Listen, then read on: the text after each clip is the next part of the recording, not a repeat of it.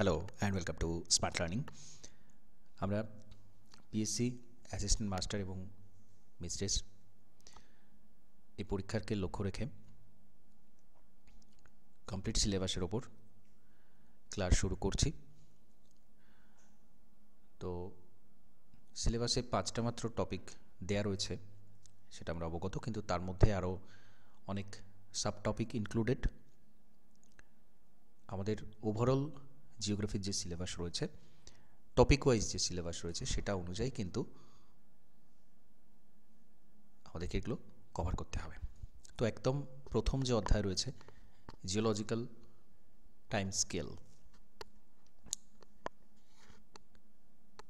Geomorphology অত্যন্ত গুরুত্বপূর্ণ একটা অধ্যায়, এবং এখান থেকে যেমন সরাসরি প্রশ্ন হতে পারে, তেমন বিভিন্ন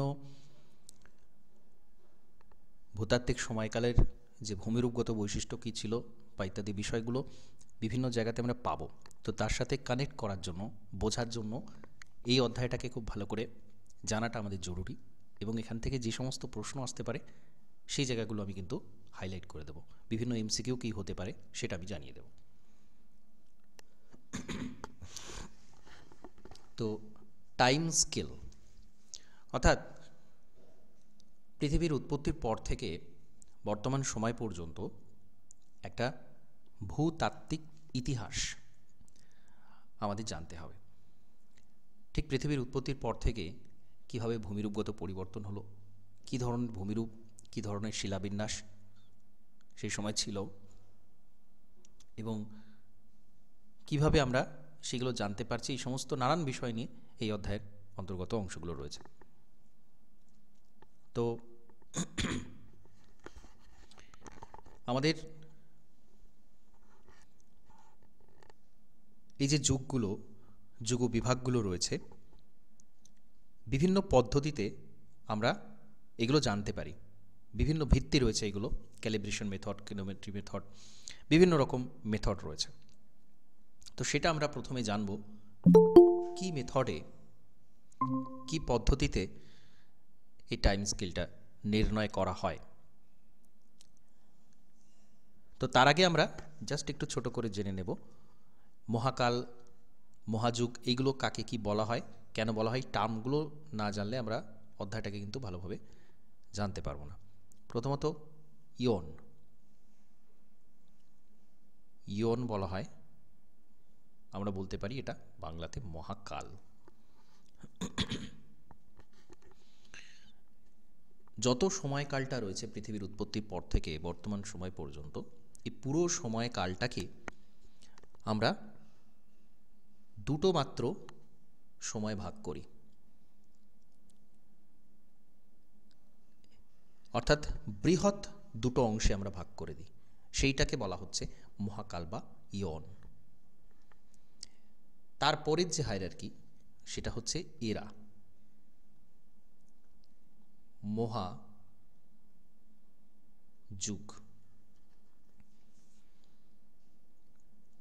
বিভিন্ন যে মহাকাল রয়েছে, ইয়ন রয়েছে, তিনটে বড় মহাযুগে এগুলোকে ভাগ করা যায়, যেটাকে আমরা বলছি ইরা। ইরা প্যালিওজোইক এরা, মেসোজোইক এরা, সিনোজোইক এরা, এরকম এরাতে আমরা ভাগ করে দিচ্ছি মহাকালকে। তারপরের হায়ারার্কি হচ্ছে উপযুগ বা পিরিয়ড।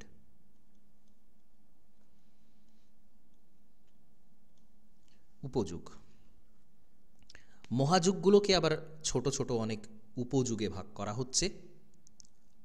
আর তারপরের হায়ারার্কি হচ্ছে ইপো বা যুগ। উপযুগের যে ছোট বিভাগ তাকে বলা হচ্ছে যুগ বা ইপো।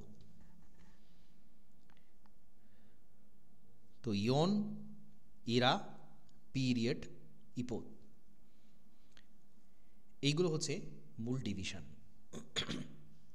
পরপর হায়ারার্কি অনুযায়ী এই ভাগগুলো করা হয়েছে, এবং এর কি বৈশিষ্ট্য সেইগুলো আমরা পরপর জানব। তো এবার এই সময়কালগুলো আমরা যে বলছি যে এই মহাকালে এই ছিল, এই যুগে এই ছিল, সেটা আমরা বলছি কিসের ভিত্তিতে?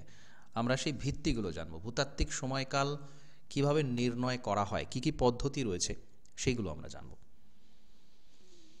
তো পদ্ধতিগুলোর মধ্যে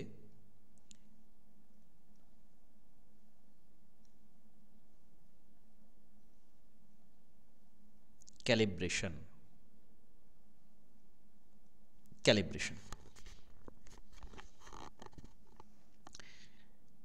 ক্যালিব্রেশন মানে হচ্ছে আপেক্ষিকতা। একটা সাপেক্ষে অন্যটা নির্ণয় করা হয়, এটাকে বলা হয় ক্যালিব্রেশন মেথড।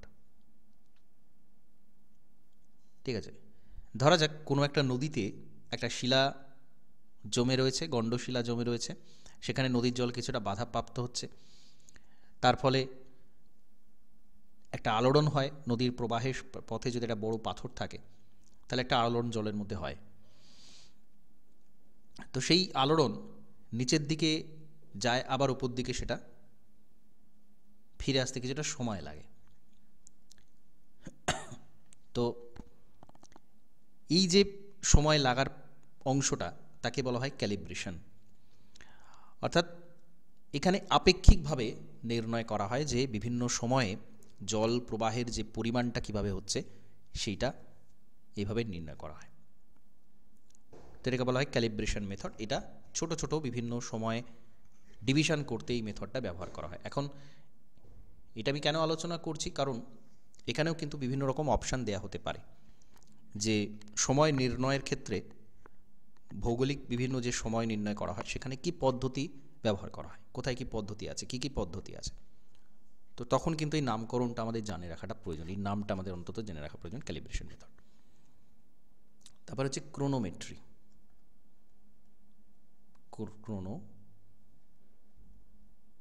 ক্রোনোমেট্রি অতীতের বিভিন্ন ঘটনাকে বিশ্লেষণ করার জন্য সময় জানাটা আমাদের প্রয়োজন, এবং সেই পরিমাপ পদ্ধতিকে বলা হয় ক্রোনোমেট্রি। ক্রোনোমেট্রি মানে হচ্ছে কোনো ঘটনার কতক্ষণ স্থায়ী হচ্ছে, ঠিক কোন সময়ে সেই ঘটনাটা ঘটছে, সেটাকে জানার যে পদ্ধতি তাকে বলা হয় ক্রোনোমেট্রি।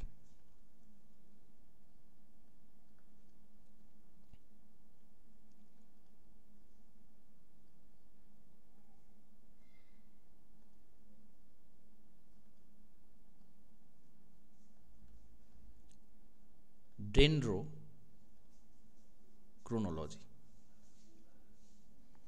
ডেনড্রোক্রোনোলজি এটা আপনাদের কম বেশি জানা রয়েছে। উদ্ভিদকে সময়ের পরিমাপক হিসেবে দেখা হয়। উদ্ভিদের কাণ্ডের মধ্যে যে বলয় থাকে সেই বলয়টাকে দেখে আমরা সময় নির্ণয় করতে পারি। এই বৃত্তের সংখ্যা দেখে বা তার যে ব্যাপ্তি সেইটা দেখে অনেক কিছু বোঝা যায়, জলবায়ুর পরিবর্তন বোঝা যায়। তো এটাকে বলা হয় ডেনড্রোক্রোনোলজি। ক্রোনোলজি মানেই হচ্ছে টাইম, আর ডেনড্রো মানে এখানে উদ্ভিদের কথা বলা হয়। আমরা জানি ডেনড্রিটিক প্যাটার্ন, নদীর ক্ষেত্রে যে প্যাটার্ন সেখানেও সেই বৃক্ষের মতো, উদ্ভিদের মতো। যাই হোক, ডেনড্রোক্রোনোলজি মানে হচ্ছে উদ্ভিদের থেকে যে আমরা সময়টাকে মাপছি সেই পদ্ধতিটা।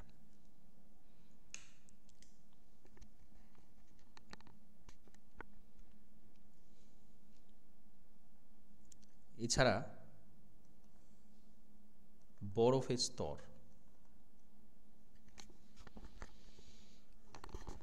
আইস অ্যাকুমুলেশন, হিমবাহের বরফের যে বার্ষিক স্তরায়ন সেটা দেখে কিন্তু সময় চিহ্নিত করা যায়। এটা একটু উচ্চ অক্ষাংশের মধ্যে, একটু বেশি উচ্চতা যেখানে রয়েছে সেখানে এটা কিন্তু দেখতে পাওয়া যায়। ঠিক আছে, তো এটা একটা গুরুত্বপূর্ণ বিষয়। অর্থাৎ যেমন মাটির বিভিন্ন স্তরায়ন দেখা যায়, বরফেরও কিন্তু বিভিন্ন স্তরায়ন লক্ষ্য করা যায়। তো সেটা দেখে নির্ণয় করা যায় সময়টা।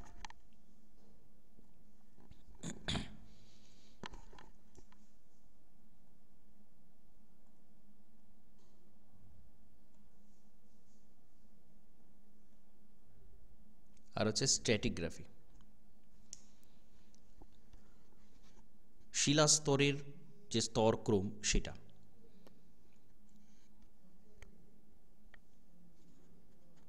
স্তর, শিলাস্তর, যেমন বরফের স্তর আলোচনা হলো, সেরকম শিলাস্তরকে দেখে সময় সম্পর্কে অনেক কিছু জানা যায়, সেটাকে বলা হয় স্ট্র্যাটিগ্রাফি।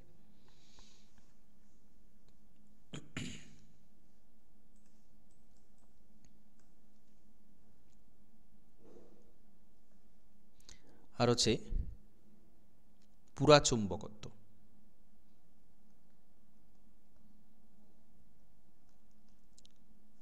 প্যালিওম্যাগনেটিজম, আর্থে যে ম্যাগনেটিক ফিল্ড সেইটা থেকে আমরা অনেক কিছু জানতে পারি। তো এটা আমি একটু জিজ্ঞাসা করব যে পুরাচুম্বকত্ব বিষয়টা কি, বা এর বেসিক বিষয়টা কি, একটু বলার চেষ্টা করুন।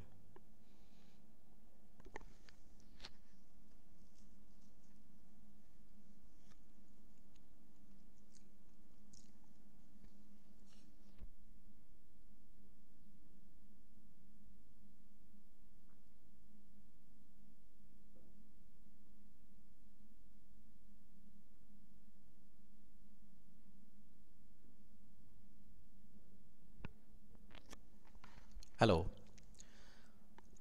চেষ্টা করুন, পুরাচুম্বকত্ব জিনিসটা কি, প্রাচীন চুম্বকত্ব আমরা যদি আরো ভেঙে বলি। পৃথিবীর বিভিন্ন বিভিন্ন সময়ে নর্থ পোল এবং সাউথ পোলের অবস্থার পরিবর্তন হয়।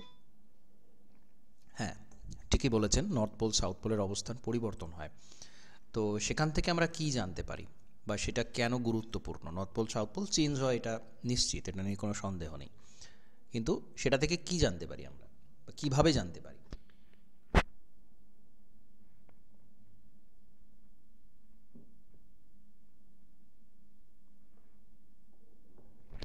দেখুন, পৃথিবীর যে চুম্বক মেরু রয়েছে সেটা পরিবর্তন হয় মোটামুটি 2 কোটি বছর পরে। বর্তমান অবস্থা থেকে ঠিক একেবারে উল্টো অবস্থা আমরা দেখতে পাবো। নর্থ পোল যেখানে আছে সেখানে সাউথ পোল, সাউথ পোলের জায়গায় নর্থ পোল। এটা ম্যাগনেটিক ফিল্ড হবে। পৃথিবী তার মানে উল্টে যাবে সেরকম নয়। পৃথিবীর চৌম্বকত্বের যে উত্তর মেরু দক্ষিণ মেরু সেটা পরিবর্তিত হয়ে যাবে। এখন সেটা হলে কি হবে, যে সমস্ত লৌহবর্গীয় খনিজ আছে যারা চুম্বক দ্বারা আকর্ষিত হয়, সেই সমস্ত খনিজগুলো সজ্জাবিন্যাসটা কিন্তু পাল্টে যাবে। অর্থাৎ এই মুহূর্তে যে ভলকানিজম হচ্ছে, মাটির নিচে থেকে যে লাভা বেরিয়ে আসছে, তার মধ্যে লোহা বা লোহা জাতীয় যেসব পদার্থ আছে, সেই সব পদার্থগুলো চুম্বকের, পৃথিবীর চুম্বকত্বের কারণে উত্তর মেরু দক্ষিণ মেরু তাদের কিন্তু সেইভাবে সজ্জাবিন্যাসটা হয়ে যাবে, তারা যখন তরল অবস্থায় থাকবে। অর্থাৎ ধরা যাক একটা লাভা বেরিয়ে এসেছে, নতুন লাভা বেরিয়ে এসেছে মাটির নিচে থেকে, একদম তরল অবস্থায় বেরিয়ে এসেছে, এবং তার মধ্যেকার যে লোহা বা লৌহ জাতীয় যে পদার্থ আছে সেটা এরকমভাবে নর্থ পোল সাউথ পোল অনুযায়ী থাকছে, তো সজ্জিত হয়ে যাচ্ছে তরল অবস্থায়। এখন এইটা যখন কঠিন হয়ে যাচ্ছে তখন এটা কিন্তু আর সরছে না, কারণ সেটা ফিক্সড হয়ে গেছে, শক্ত হয়ে গেছে। কিন্তু এটা হলো কি, এখনকার সময় অনুযায়ী এটি সজ্জাটা হলো। এখন অতীতে নর্থ পোল সাউথ পোলের অবস্থান যেভাবে ছিল, তখনকার যে লাভা বেরিয়ে এসেছিল তরল অবস্থায় ছিল, তখন তাহলে সেইভাবে সজ্জিত হয়েছে, তো সেটা এরকম হতে পারে বা আরও অন্যরকম হতে পারে, কারণ এটা কিন্তু পরিবর্তিত হচ্ছে, চেঞ্জ হচ্ছে। তো যে সময় যেটা ছিল আমরা কিন্তু সেই সময় অনুযায়ী সেই শিলাটাকে দেখে নির্ণয় করতে পারি এটা কবেকার শিলা। কারণ আমরা মূল হিসাবটা জানি যে 2 কোটি বছরের মধ্যে এটা চেঞ্জ হয়। তাহলে এইভাবে সময় নির্ণয়টা কিন্তু করা যায়। ঠিক আছে, প্যালিওম্যাগনেটিজম দেখে এইভাবে সমুদ্রবক্ষের বিস্তৃতির একটা অন্যতম প্রমাণ হিসেবে ব্যবহার করা হয় প্যালিওম্যাগনেটিজমকে।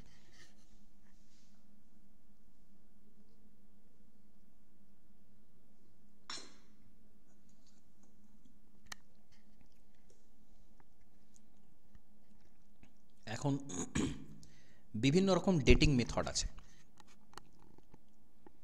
যেমন তেজস্ক্রিয় পদার্থের যে বিকিরণ,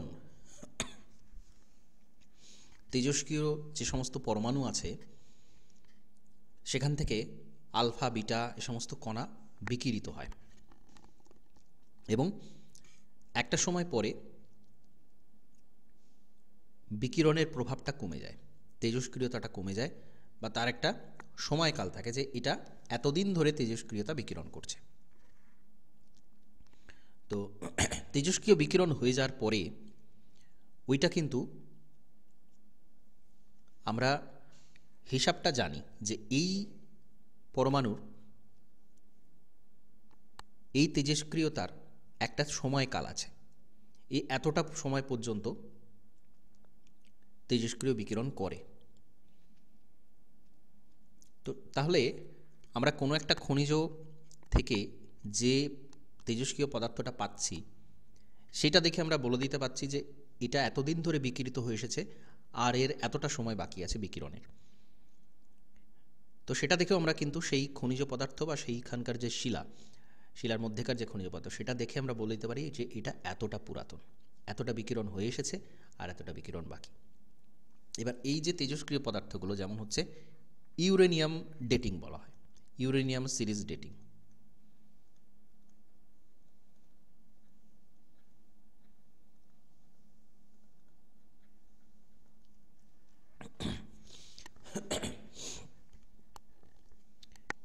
ইউরেনিয়ামের যে সময়টা সেটা দেখে আমরা হিসাব করতে পারি যে এই খনিজটার আর এতটা আয়ু রয়েছে, এটা এতটা সময় আগে তৈরি হয়েছিল। ঠিক আছে, এরকমভাবে সবচেয়ে প্রচলিত যে পদ্ধতি সেটা হচ্ছে রেডিও কার্বন ডেটিং। কারণ কার্বন বস্তুটা কিন্তু কম বেশি সব জায়গাতে পাওয়া যায়, কার্বন। তো সেটা দেখে আমরা কিন্তু বলতে পারি। এছাড়া পটাশিয়াম আর্গন ডেটিং, তেজস্ক্রিয় পটাশিয়াম থেকে আমরা বলে দিতে পারি যে এই সময়ের এতটা। তাহলে এইগুলো হচ্ছে এক একটা পদ্ধতি যার মাধ্যমে আমরা পুরাতাত্ত্বিক যে সময়কাল, কোন সময় কি ঘটেছিল সেটা বলতে পারি।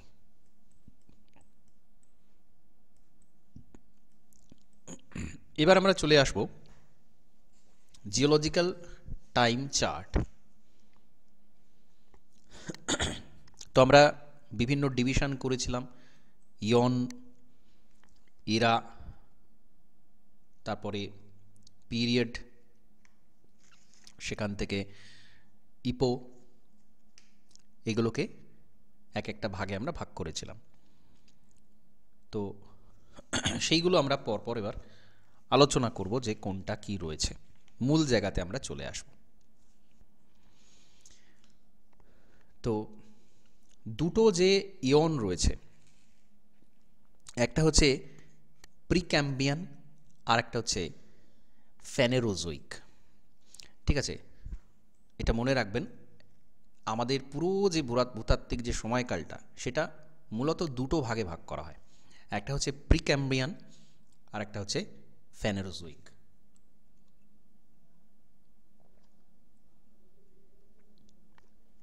তাহলে প্রিক্যাম্বিয়ান আর ফেনোজোইককে আমরা এইভাবে বলতে পারি, দুটো ডিভিশন রয়েছে। টাইম স্কেলকে আমরা মূল দুটো ভাগে ভাগ করছি।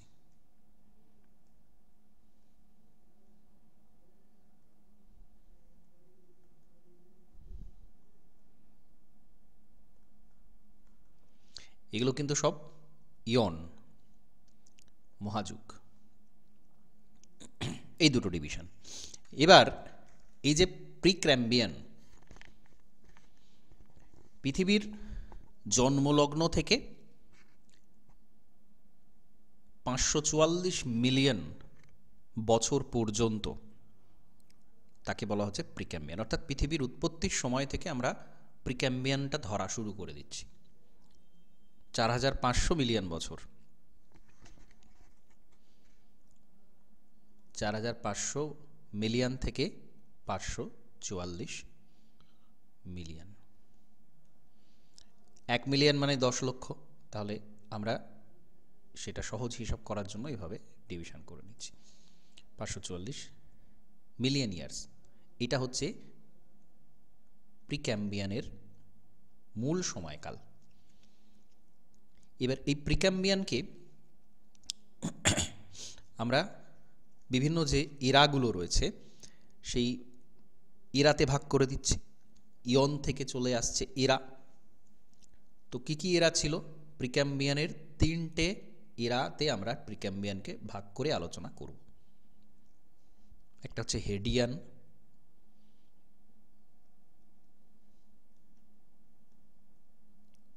আর একটা হচ্ছে আর্কিয়ান,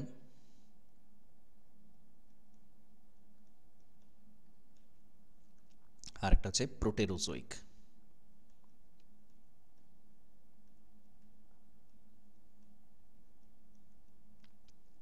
ঠিক আছে, এইখানে আমরা একদম বেস থেকে দেখব। এখানে ছবিটা দেখলে বুঝতে পারবো। এই যে হেডিয়ান, হেডিয়ানটা এখানে নিচে রয়েছে। যাই হোক, হেডিয়ান, তারপরে আর্কিয়ান, তারপর হচ্ছে প্রোটেরোজোইক। এগুলো প্রত্যেকটাই কি? প্রত্যেকটাই হচ্ছে এরা। ঠিক আছে, আমরা আর্কিয়ান শিলার কথা বলি, বিভিন্ন রকম শিলার কথা আমরা আলোচনা করি। তো এগুলো সবই কিন্তু পরপর সময় অনুসারে ভাগগুলো করা হচ্ছে। একেবারে প্রিক্যাম্বিয়ান মানেই আমরা সবচেয়ে প্রাচীন সময়ে চলে যাচ্ছি, সব থেকে প্রাচীন সময়ে চলে যাচ্ছি, যেখানে সবে মাত্র পৃথিবীর উৎপত্তি হয়েছে। সেই সময়কার শিলাতে কি পাওয়া যেত বা তার অস্তিত্ব এখনো পর্যন্ত আছে কিনা, সেটা আমরা পাই কিনা, মাটির ভেতর থেকে হোক যেখান থেকে হোক, তার অস্তিত্ব কি কোথাও চোখে পড়ে, বা সেই সময়ে ঠিক কী ছিল, সেইগুলো একটু আমাদের কম বেশি জানতে হবে। কিন্তু এটা খুব পরিষ্কার মাথার মধ্যে গেঁথে নিতে হবে যে আমরা পুরো সময়টাকে দুটো ভাগে ভাগ করে দিচ্ছি, প্রিক্যাম্বিয়ান আর ফেনেরোজোইক। প্রিক্যাম্বিয়ান আর ফেনেরোজোইক, এই মূল দুটো ভাগ।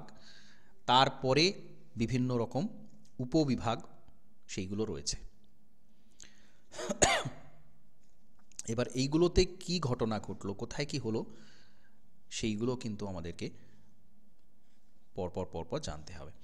ঠিক আছে, তাহলে প্রিক্যাম্বিয়ানকে আমরা 3টে ভাগে আবার ভাগ করে দিচ্ছি, 3টে এরা বা মহাযুগে ভাগ করে দিচ্ছি, হেডিয়ান, আর্কিয়ান আর প্রোটেরোজোইক। এবার হেডিয়ানটা হচ্ছে প্রথম, অর্থাৎ একেবারে পৃথিবীর উৎপত্তির সময় থেকে 4500 মিলিয়ন থেকে আমরা বলছি 3800 মিলিয়ন পর্যন্ত। আর্কিয়ানটা হচ্ছে 3800 থেকে 2500, আর 2500 থেকে 544। এটা মোটামুটি মনে রাখতে হবে, এটার উপর এত জোর দেওয়ার প্রয়োজন নেই, কিন্তু 3টে নাম এবং হায়ারার্কিটা মনে রাখতে, পরপর কোনটার পর কোনটা আসছে, হেডিয়ান, তারপরে আর্কিয়ান, তারপরে প্রোটেরোজোইক। তাহলে ওভারঅল আমরা যদি এই প্রিক্যাম্বিয়ানের কি বৈশিষ্ট্য ছিল, সবচেয়ে প্রাচীন যে অবস্থা, এখানে আমরা বেসটা লক্ষ্য করলে বুঝতে পারবো এই সময় এখানে না কোনো রকম জীবের অস্তিত্ব কিন্তু আমরা দেখতে পাচ্ছি না। এই বাদিকটা দেখলে এখানে ছবিতে ডায়াগ্রামে জীবের অস্তিত্ব আমরা পাচ্ছি না। তো কি ছিল? প্রাথমিকভাবে আমরা বলতেই পারি প্রাথমিক শিলা, আদি শিলা যেটাকে বলি আমরা, আগ্নেয় শিলা। কারণ পৃথিবী জ্বলন্ত আগ্নেয় পিণ্ড থেকে সবে ঠান্ডা হওয়া শুরু হয়েছে, আমরা সেই সময় থেকে গণনা করছি সময়টাকে। তো সেই সময় কি ছিল? তাহলে অবশ্যই আগ্নেয় শিলা পাওয়া যাবে, আর কিছু পাওয়া যাবে রূপান্তরিত শিলা। আগ্নেয় শিলাই তৈরি হলো, তারপরে সেটাই কিছুটা পরিবর্তিত হয়ে আবার রূপান্তরিত শিলা হয়ে গেল। তো এই দুটো শিলা তখন ছিল, যেটা কিনা আমরা প্রাচীন যে ভূমিরূপ, প্রাচীন যে শিলা, সেটাকে শিল্ড বলি, শিল্ড। তো এরকম শিল্ড, কানাডিয়ান শিল্ড, ব্রাজিলীয় শিল্ড, স্ক্যান্ডিনেভিয়ান শিল্ড, আমরা ম্যাপে দেখলেও এরকম বুঝতে পারবো। এখানে এই যে কানাডিয়ান সিল্ড অঞ্চল, আমাদের ভারতেও এরকম সিল্ড আছে, কুডাফ সিস্টেম আর বিন্ধ সিস্টেম, এই যে পুরো এরিয়াটা ভারতের প্রাচীন শিলার যে অংশ, ঠিক আছে। আগে তো এগুলো একত্রিত ছিল, সেই সময় তো আর এই ডিভিশনটা হয়নি। আমরা সরি জানি যে কন্টিনেন্টাল ড্রিফটের কারণে এটা হয়েছে, ভূমিরূপগুলো সরে গেছে বিভিন্ন, কিন্তু এই যে সিল্ড অঞ্চল মানে হচ্ছে সবচেয়ে প্রাচীন যে ভূখণ্ড, এটা প্রশ্ন হয়। সবচেয়ে প্রাচীন যে ভূখণ্ড অঞ্চল সারা পৃথিবীর মধ্যে আমরা যদি খুঁজতে যাই, তাহলে আমরা এই সিল্ড অঞ্চলগুলোতে পাব। ব্রাজিলিয়ান সিল্ড, স্ক্যান্ডিনেভিয়ান সিল্ড, বা এর মধ্যে একটা বাল্টিক সিল্ড অঞ্চল রয়েছে, সাইবেরিয়ান সিল্ড রয়েছে, ঠিক আছে। তো এগুলো সবই এক একটা সবচেয়ে প্রাচীন ভূমিরূপের অংশ। তো এটা এই প্রিক্যাম্বিয়ান সময়তেই উৎপত্তি হয়েছে।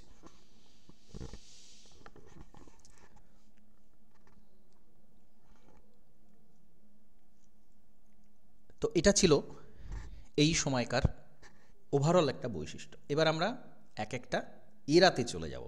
হেডিয়ান এরা, হেডিয়ান মহাযুগ। এই সময় কি ছিল? এখানে পৃথিবীর সবচেয়ে প্রাচীন যে খনিজ, প্রাচীনতম খনিজ জারকন এইখানে তৈরি হচ্ছে। হেডিয়ানে তৈরি হচ্ছে zircon.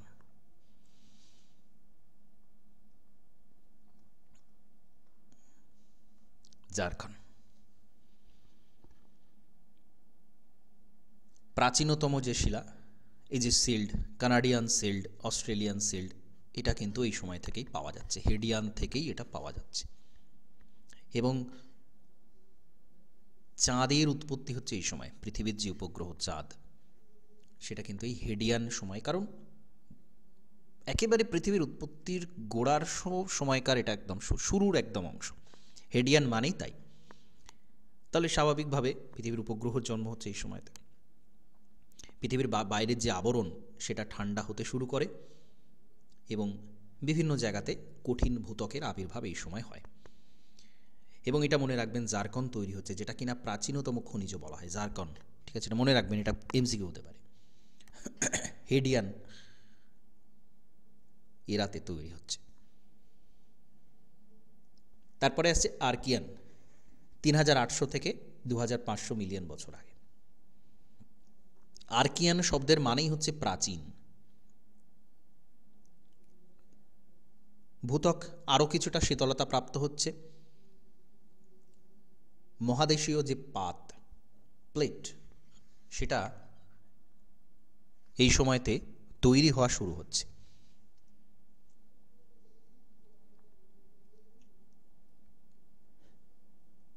Africa, Brazil, Scotland, Bharat, Greenland, এখানে বিভিন্ন জায়গাতে আমরা বর্তমান সময়তেও কিন্তু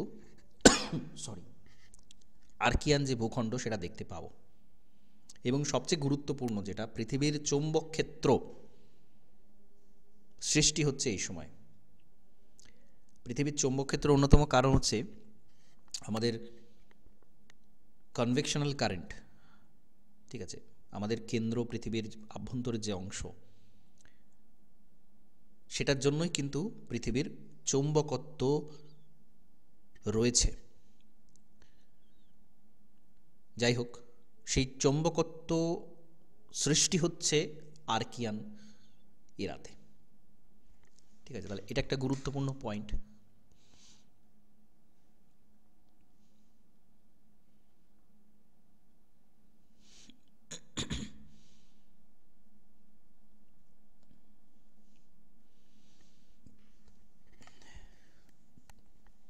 এবং এখানে গ্রাফাইট, প্রাচীন শিলার মধ্যে গ্রাফাইট পাওয়া যায়। এরপর প্রোটেরোজোইক, পৃথিবীর গঠন প্রক্রিয়াটা আরও দ্রুত শুরু হয়।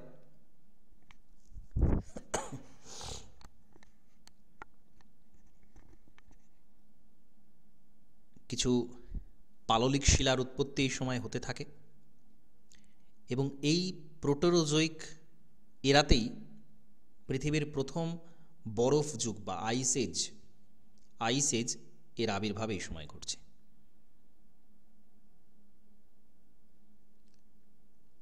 তাহলে এইটা হচ্ছে আমাদের প্রিক্যাম্বিয়ান ইরার সমস্ত গুরুত্বপূর্ণ ঘটনা।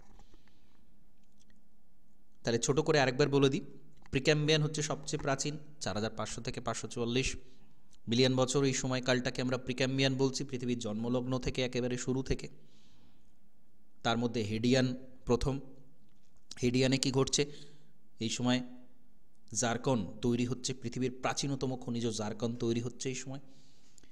সিল্ড অঞ্চলগুলো উৎপত্তি হচ্ছে। সবচেয়ে প্রাচীন যে অংশ আমরা সারা পৃথিবীতে যদি খুঁজতে যাই তাহলে সেই শিল্ড অঞ্চলে পাবো। কানাডীয় সিল্ড, অস্ট্রেলিয়ান সিল্ড, ভারতের দক্ষিণ ভারতের সিল্ড অঞ্চল, স্ক্যান্ডিনেভিয়ান সিল্ড, এইগুলো সমস্ত এই হেডিয়ান মহাযুগে, হেডিয়ান এরাতে তৈরি হয়েছে। আর্কিয়ানে কি হয়েছে?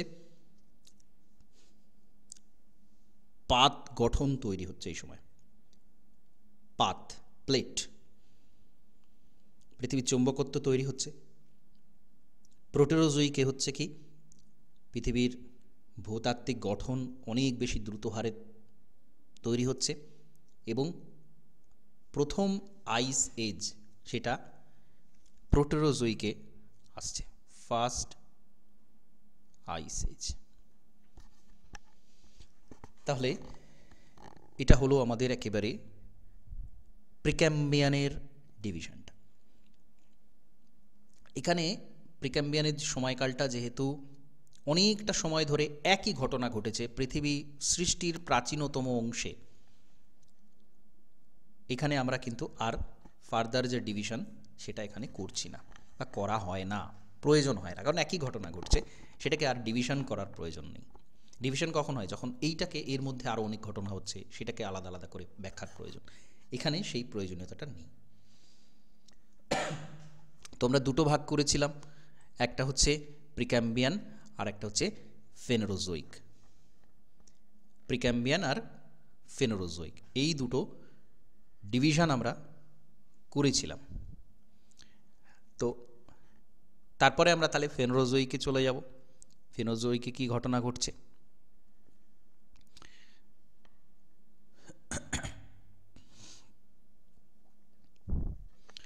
তো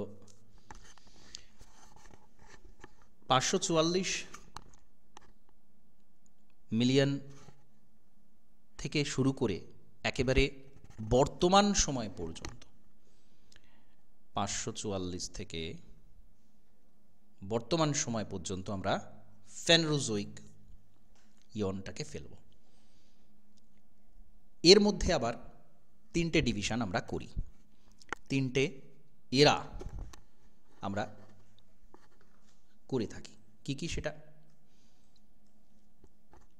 একটা হচ্ছে প্যালিওজোইক,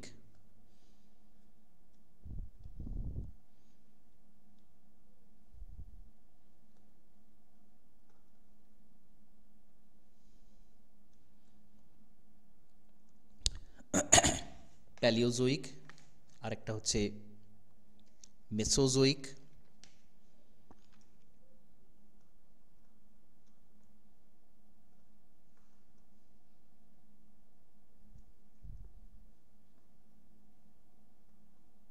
আরেকটা হচ্ছে সিনোজোইক। প্যালিওজোইক, মেসোজোইক আর সিনোজোইক। এটা হচ্ছে একদম শেষ। প্যালিওজোইক থেকে শুরু হচ্ছে 544 থেকে 245, 245 থেকে 65 মিলিয়ন, আর 65 মিলিয়ন থেকে বর্তমান সময় পর্যন্ত হচ্ছে সিনোজোইক। তাহলে যদি বলা হয় আমরা কোন এরাতে রয়েছি, আমরা সিনোজোইক এরাতে রয়েছি। বর্তমান সময়ে যে এরাটা চলছে সেটা হচ্ছে সিনোজোইক, ঠিক আছে। এবং যদি বলা হয় কোন ইয়নের অন্তর্গত, কোন ইয়নের অন্তর্গত, এটা হচ্ছে ফেনোরোজোইক ইয়ন। ফেনোরোজোইক, ফেনোরোজোইকের মধ্যে তিনটে ভাগ, প্যালিওজোইক, মেসোজোইক আর সিনোজোইক, ঠিক আছে। প্রিক্যাম্বিয়ানের যেমন 3টে ভাগ, ফেনোরোজোইকেরও 3টে ভাগ। এখন এই যে ফেনোরোজোইক এর 3টে ভাগ, এইগুলোকে আমরা আরও অনেকগুলো উপবিভাগ করে থাকি, যাতে করে আমাদের বুঝতে আরও সুবিধা হয় যে এই সময়ে এই ঘটনাগুলো ঘটেছিল।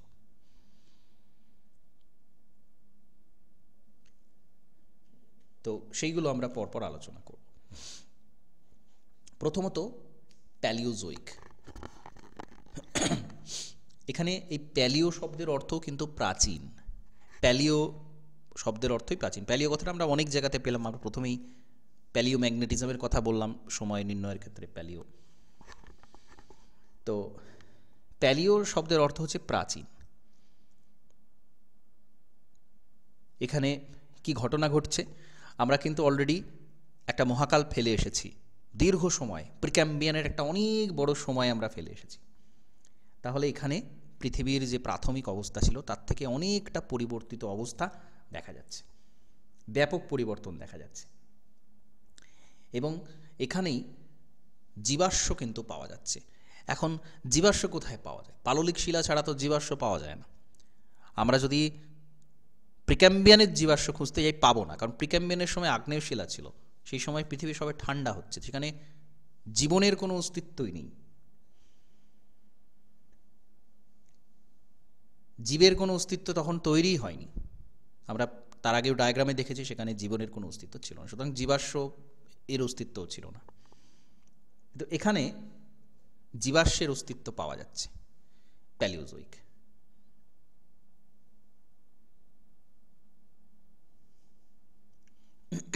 এবং অ্যাপেলিশিয়ান পর্বত আমেরিকাতে, সেই পর্বত এর উৎপত্তি হচ্ছে প্যালিওজোইকের সময়। এবার প্যালিওজোইককে আমরা আরও কতগুলো উপযুগে ভাগ করে থাকি। প্যালিওজোইককে আরও কতগুলো উপযুগ বা আমরা বলতে পারি period.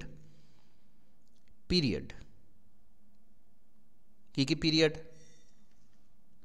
Cambrian, Ordovician, Silurian, Devonian, Carboniferous আর পার্মিয়ান।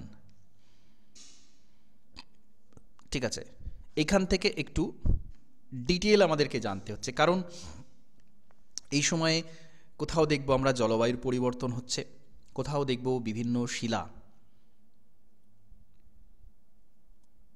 নানান ধরনের নতুন শিলার উৎপত্তি হচ্ছে, কোথাও দেখব ভূখণ্ডগুলো ভাঙন তৈরি হচ্ছে। তো এই যে আলাদা আলাদা ঘটনা ঘটছে, সেই কারণে আমরা বিভিন্ন উপবিভাগে ভাগ করে আমরা আলোচনাটা করে থাকি।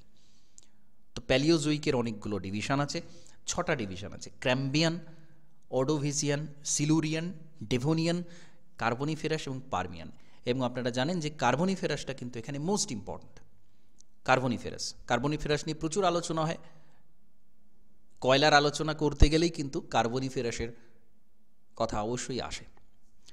তো সেইটা কিন্তু এই প্যালিওজোইকের একটা উপবিভাগ, কার্বনিফেরাস পিরিয়ড আমরা বলি। তো যাই হোক, এইখানে একটু এইগুলো মনে রাখতে হবে, ঠিক আছে? ক্যাম্বিয়ান, অর্ডোভিজিয়ান,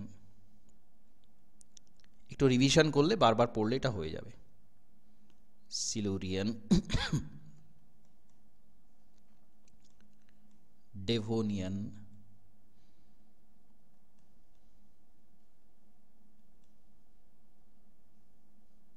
কার্বনিফেরাস,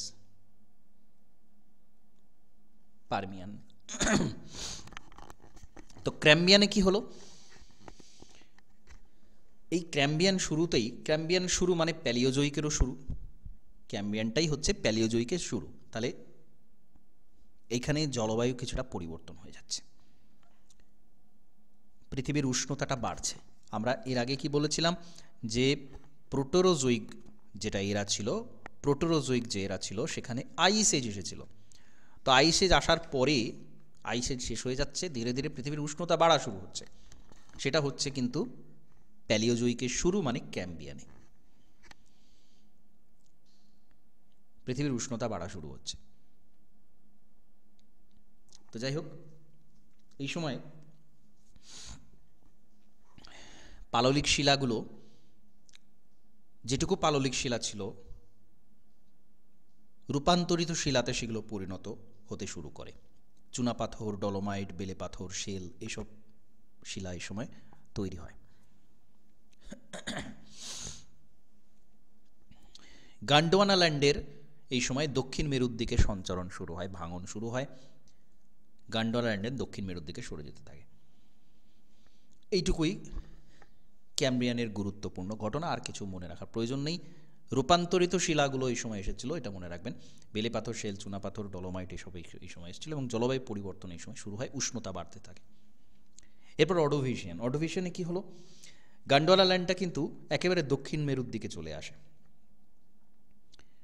বিভিন্ন জায়গাতে আগ্নেয়গিরিতে অগ্নুৎপাত শুরু হয়, বায়ুমণ্ডলে তাপমাত্রা বাড়ে, কারণ কার্বন ডাই অক্সাইড চলে আসছে এই সময়।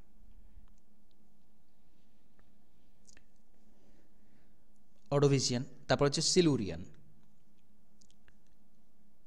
সিলুরিয়ান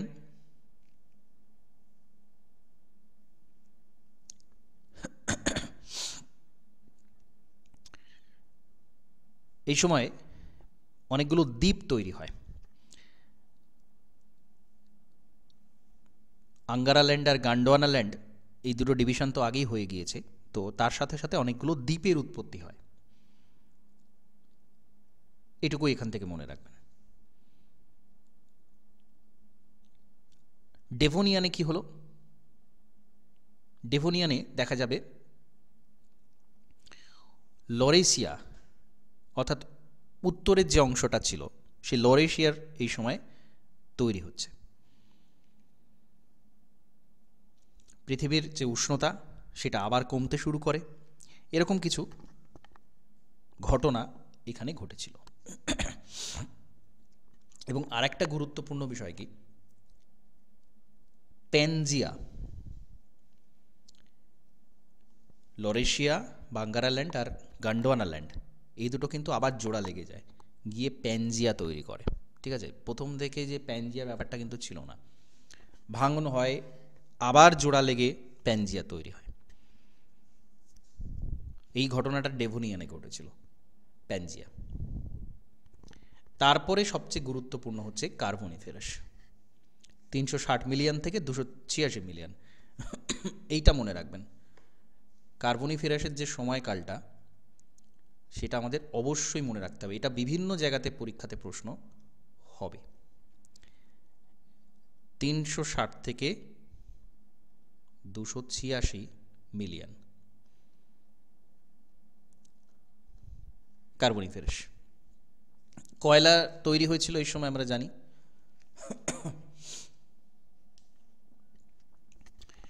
পর্বত বিভিন্ন তৈরি হওয়া শুরু হয়। গান্ডোয়ানা লরেশিয়া সংঘর্ষ হয়, যেটা বলছিলাম যে প্যানজিয়া তৈরি হলো, এবার সংঘর্ষ হলো, কারণ আগে ভেঙেছিল, তারপরে আবার একত্রিত হওয়ার কারণে সংঘর্ষ, এবং সেই সংঘর্ষ থেকে গিরিজনী প্রক্রিয়া শুরু হয়ে যাচ্ছে, পর্বত গঠন শুরু হয়ে যাচ্ছে।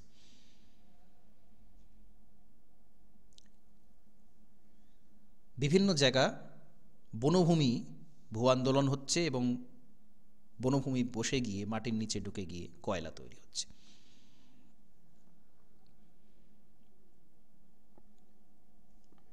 তো এটা মনে রাখবেন, সময়টা মনে রাখবেন, এই সময় কার্বনিফেরাসে এই ঘটনা ঘটেছিল। তারপর হচ্ছে পারমিয়ান। এখানে এশিয়া, ইউরোপ, বিভিন্ন জায়গাতে আরও নতুন পর্বত তৈরি হওয়া শুরু হয়, এবং প্যানজিয়ার নির্মাণটা এখানে কমপ্লিট হয় পারমিয়ান পিরিয়ডে। এরপর হচ্ছে মেসোজোইক। মেসোজোইক মহাযুগ বা মেসোজোইক এরা। আমরা এই যে দ্বিতীয় ডিভিশনটা করেছিলাম, ফেনোরোজোইক ইয়নের দ্বিতীয় ডিভিশন করেছিলাম মেসোজোইক, তাহলে প্যালিওজোইকের এখানে খুব বেশি গুরুত্ব দেওয়ার প্রয়োজন নেই, শুধুমাত্র কার্বনিফেরাসটাকে আবশ্যিকভাবে মনে রাখবেন সময়টা। এবং কয়লা তৈরি হয়েছিল এটা তো কম বেশি প্রত্যেকেরই জানা। কার্বনিফেরাস হচ্ছে সবচেয়ে পুরাতন, আমরা যে কয়লাগুলো পাই মাটির নিচে সবচেয়ে পুরাতন হচ্ছে কার্বনিফেরাস যুগের উৎকৃষ্ট মানের কয়লা। মেসোজোইকের তিনটে ভাগ আছে, ট্রায়াসিক, জুরাসিক আর ক্রিটেশাস। ট্রায়াসিক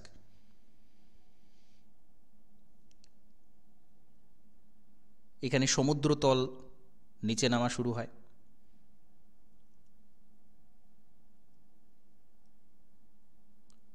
মার্বেল, সেল এরকম কিছু পাথর শিলা এই সময় তৈরি হচ্ছে। ট্রায়াসিক। জুরাসিকে কি হচ্ছে, ফ্রান্সের জুরা পর্বতের নাম থেকে জুরাসিক নামটা এসেছে। এইখানে প্যানজিয়ার ভাঙনটা কিন্তু শুরু হচ্ছে। 208 থেকে 146 মিলিয়ন বছর আগে প্যানজিয়া আবার ভাঙন শুরু হচ্ছে।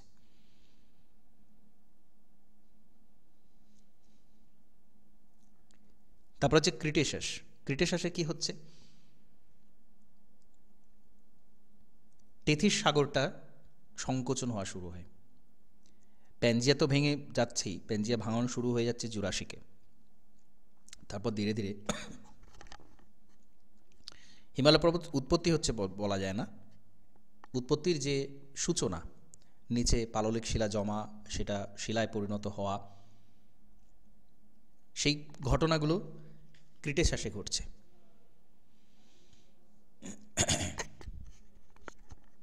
পর্বত গঠনের সূচনার কাজটা এখানে শুরু হয়ে যাচ্ছে।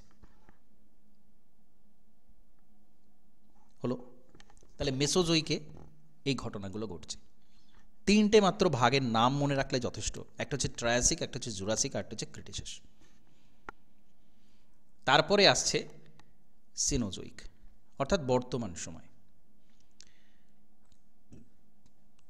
সেনোজোইক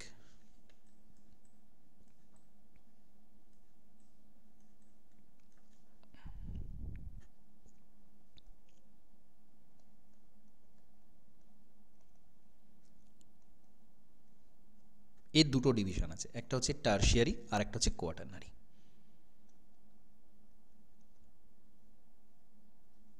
অর্থাৎ একদম আধুনিক যে সময় আমরা বলতে পারি,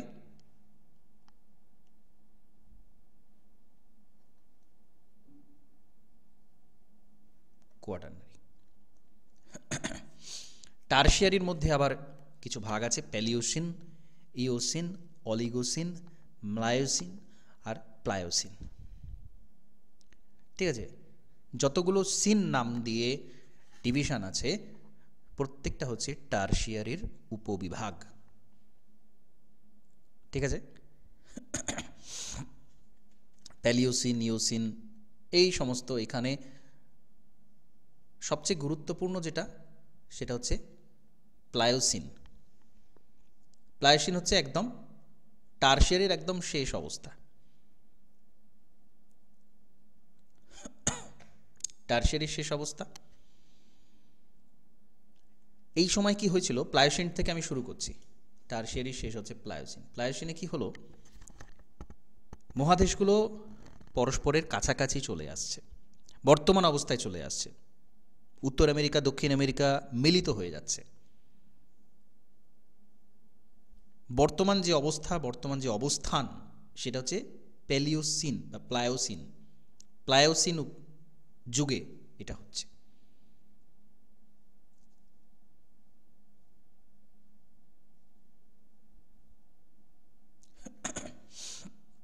এবং টারশিয়ারির সবচেয়ে গুরুত্বপূর্ণ যে ঘটনা, টারশিয়ারির সবচেয়ে গুরুত্বপূর্ণ ঘটনা হিমালয় পর্বতের যে উৎপত্তি, সেটা কিন্তু এই সময়ে ঘটছে। এর বেসটা আগেই তৈরি হয়ে গেছিল। হিমালয় পর্বতের যে অবস্থা, নবীন ভঙ্গিল পর্বতমালা, সেগুলো অধিকাংশই প্যালিওসিনে শুরু হয়ে যায়। অর্থাৎ টারশিয়ারের যে ফার্স্ট, যেটা প্যালিওসিন,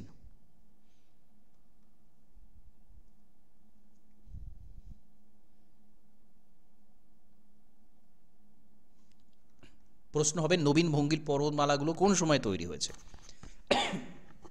টারসিয়ারি পিরিয়ডের যে প্রথম সময়, একদম টারসিয়ারি পিরিয়ডের শুরু, প্যালিওসিন, সেই সময় নবীন ভঙ্গিল পর্বতমালা তৈরি হচ্ছে। এটা মনে রাখবেন। হিমালয়ের যে গিরিজনী উৎপত্তি, এটা কিন্তু প্যালিওসিনে শেষ হয়ে যাচ্ছে না, ইওসিনেও চলছে, অলিগোসিনেও চলছে, মিওসিনেও চলছে। হিমালয়ের যে উত্থান সেটা মিওসিনেও চলছে, অর্থাৎ পুরো টারসিয়ারি পিরিয়ড জুড়ে হিমালয়ের উৎপত্তি কিন্তু হয়েছিল। অর্থাৎ এই প্যালিওসিন, ইওসিন, অলিগোসিন, মায়োসিন সব কটাতে কিন্তু হিমালয়ের পরপর যে এক একটা ভূমিকম্প বিভিন্ন সময় হয়েছে। 3টে ভূ উত্থান হয়েছিল হিমালয়ের। তো এই ঘটনাগুলো সব এই সময় ঘটেছিল টারসিয়ারিতে, ঠিক আছে। আর একদম বর্তমান যে লাস্ট যে অংশটা, সেটা হচ্ছে কোয়াটারনারি। আমরা বর্তমানে কোয়াটারনারি পিরিয়ডে রয়েছি। যদি বলা হয় কোন ইপোচে রয়েছি, সেটা হচ্ছে হলোসিন। কারণ কোয়াটারনারিকে দুটো ভাগে ভাগ করা হয়। একটা হচ্ছে প্লিস্টোসিন, যেটার কথা বারবার উল্লেখ হয়। কেন কেন বলুন তো, প্লিস্টোসিনের কথা কেন বারবার আসে?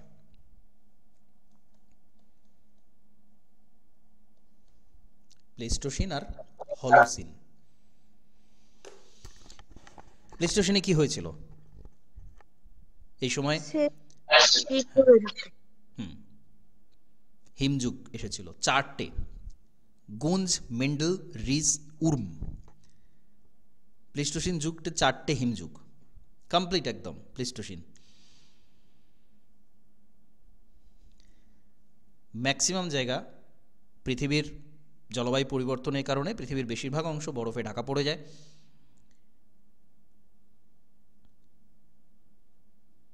এবং 4টে যে ডিভিশন, গুঞ্জ, মিন্ডেল, এগুলো কিন্তু পরপর। গুঞ্জ প্রথমে এসেছিল, তারপর মিন্ডেল, তারপর রিজ, তারপরে উর্ম। প্লেস্টোসিনে এই 4টে হিমযুগ। কোয়াটারনারি তাহলে পিরিয়ডের মধ্যে প্লেস্টোসিন আর হলোসিন দুটো বিভাগ। প্লেস্টোসিনকে আমরা 4টে হিমযুগে ভাগ করছি। লাস্ট যে হিমযুগটা এসেছিল সেটা হচ্ছে উর্ম। প্রথম এসেছিল গুঞ্জ, তারপরে মিন্ডেল, তারপরে রিজ, তারপরে উর্ম। এই 4টে হিমযুগ, ঠিক আছে। তাহলে আমরা যখনই আলোচনা করি হিমযুগের কথা, তখনই কিন্তু এই সময়টার কথা আসে। তো মিলিয়নে হিসাব করলে আমরা 1.8 থেকে 0.01 মিলিয়ন, অর্থাৎ 10,000 বছর আগে, আমরা যদি 10,000 বছর আগে ফিরে যাই, তাহলে কিন্তু আমরা দেখব হিমযুগ সবে শেষ হয়েছে। হিমযুগ সবে শেষ হয়েছে, অর্থাৎ এই উর্ম, এটা শেষ হচ্ছে 10,000 বছর আগে প্লেস্টোসিনে। এবং তারপরে দেখব আমরা ধীরে ধীরে মানব সভ্যতার বিভিন্ন শুরু হচ্ছে, বিভিন্ন জায়গাতে সূত্রপাত হচ্ছে। যাই হোক, তারপরের অংশ হলোসিন, 0.01 মিলিয়ন, অর্থাৎ 10,000 বছর থেকে বর্তমান সময় পর্যন্ত, ঠিক আছে। এটাকে বলা হয় সমুদ্রপৃষ্ঠের পরিবর্তন দেখা যায়, পৃথিবীর অনেক অংশে উত্থান পতন দেখা যায়, আধুনিক মানুষের উদ্ভব ঘটে, উপকূলের সামুদ্রিক সঞ্চয়, এই সমস্ত ঘটনা এই সময় ঘটতে থাকে, ঠিক আছে। তাহলে ওভারঅল আমি একবার এখানটা বলে দিচ্ছি রিভিশন ছোট করে। তাহলে এই যে টাইম পিরিয়ড মাপার বিভিন্ন পদ্ধতি আছে, ঠিক আছে। এবং আমাদের এই যে ফার্স্ট ডিভিশনটা, ইয়ন থেকে এরা, বিভিন্ন ইয়ন আছে, দুটো ইয়ন আছে, সেখান থেকে আমরা বিভিন্ন মহাযুগ বা এরাগুলো পাচ্ছি। বিভিন্ন ইয়নকে বিভিন্ন এরাতে ভাগ করা হয়েছে, তিনটে এরাতে ভাগ করা হয়েছে, সেখান থেকে পিরিয়ড বা উপযুগ, আর সেই উপযুগগুলোকে আবার ইপোজতে ভাগ করা হয়েছে বা যুগের মধ্যে ভাগ করা হয়েছে। বিভিন্ন পদ্ধতিতে আমরা এগুলো পাচ্ছি, জানতে পাচ্ছি যে এই সময় এই ছিল। এবং পুরো টাইম স্কেলটাকে প্রি ক্যাম্ব্রিয়ান আর ফেনেরোজোইক, এই দুটো ইয়নে ভাগ করা হচ্ছে। প্রিক্যাম্বিয়ানকে 3টে ভাগে ভাগ করা হচ্ছে, হেডিয়ান, আর্কিয়ান, প্রোটেরোজোইক। আর ফেনেরোজোইককে প্যালিওজোইক, মেসোজোইক আর সিনোজোইক, এই 3টে ভাগে ভাগ করা হচ্ছে। প্যালিওজোইকের আবার প্যালিওজোইকের আবার 6টা ভাগ আছে। প্যালিওজোইককে কী কী ভাগে ভাগ করা হচ্ছে? Cambrian, Ordovician, Silurian, Devonian, Carboniferous আর পারমিয়ান। প্যালিওজোইকের এই ডিভিশনগুলো করা হচ্ছে। মেসোজোইককে 3টে ভাগে ভাগ করা হচ্ছে, ট্রায়াসিক, জুরাসিক আর ক্রিটেশাস। ট্রায়াসিক, জুরাসিক আর ক্রিটেশাস। আর হচ্ছে সেনোজোইক। সেনোজোইককে 2টো ভাগে ভাগ করা হচ্ছে, টারশিয়ারি আর কোয়াটারনারি। Tertiary, Quaternary. টারশিয়ারির মধ্যে আবার অনেক ভাগ আছে, Palaeocene, Eocene, Oligocene, Miocene, Pliocene. Tertiary পুরো হিমালয়ের উত্থানটা হচ্ছে এই টারশিয়ারিতে। আর কোয়াটারনারি, কোয়াটারনারিকে 2টো ভাগে ভাগ করা হচ্ছে, একটা হচ্ছে প্লাইস্টোসিন আর একটা হচ্ছে হলোসিন। প্লেস্টোসিন আর হলোসিন। প্লেস্টোসিনে হিমযুগ আসছে 4টি, আর হলোসিন হচ্ছে একদম বর্তমান সময় আধুনিক মানুষের উদ্ভব হচ্ছে, যত রকম সভ্যতার উৎপত্তি হচ্ছে সব হচ্ছে হলোসিনের মধ্যে। ঠিক আছে, তাহলে আমরা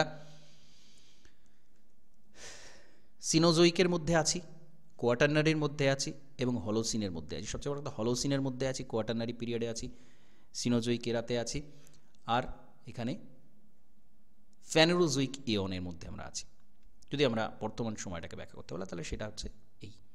ঠিক আছে, এর মধ্যে খুব বেশি কিছু নেই। এই ওভারঅল যে চিত্রটা পরপর কোনটা কি আছে সেটা যদি আমরা একটু জেনে রাখি, মনে রাখি, তাহলে কিন্তু আমরা বলে দিতে পারবো যে এই ঘটনা এই এই সময় ঘটেছে। ঠিক আছে,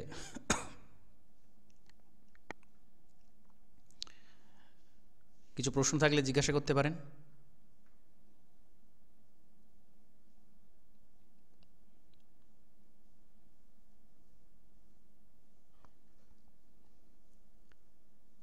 বেশ, ঠিক আছে, তাহলে আজ এই ক্লাসটা এখানে কমপ্লিট করছি। নমস্কার, ধন্যবাদ।